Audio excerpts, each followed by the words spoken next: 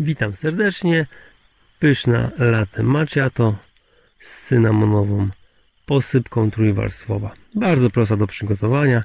Nie potrzeba nam drogiego ekspresu do kawy.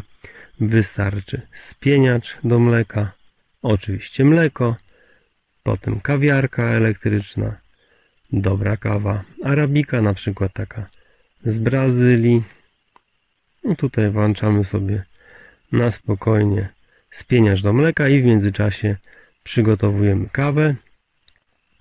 Kawiarka ma to do siebie, że można przygotować pojedyncze espresso albo podwójne.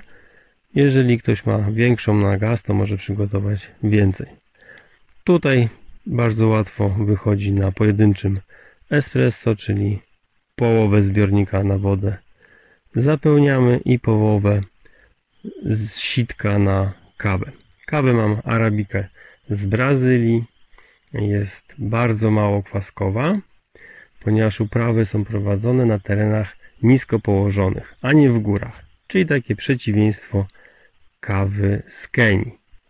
Kawa brazylijska arabika czasami jest ciężka w smaku i słodka, ale ma za to nuty czekolady i orzechów, dzięki czemu nadaje się idealnie na takie właśnie deserowe latte macchiato.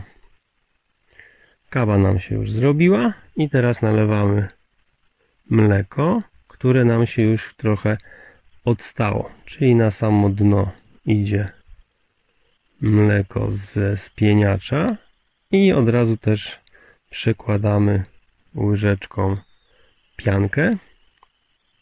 Dzięki temu, że jest to różnica struktur, zaraz zobaczymy, jak fajnie przy nalewaniu nam to ładnie wyjdzie. Po łyżeczce delikatnie po ściance szklanki lejemy nasze espresso. Jak widać, piana sama się unosi, na dole zostaje mleko i pojawia nam się właśnie trójwarstwowa latte macchiato.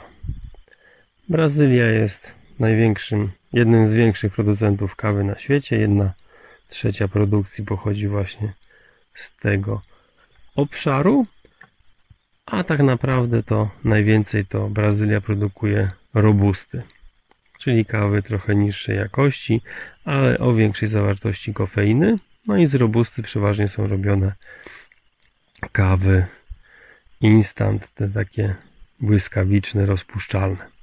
Bardzo ładnie się prezentuje, wspaniała na stół, bardzo fajna w smaku, aczkolwiek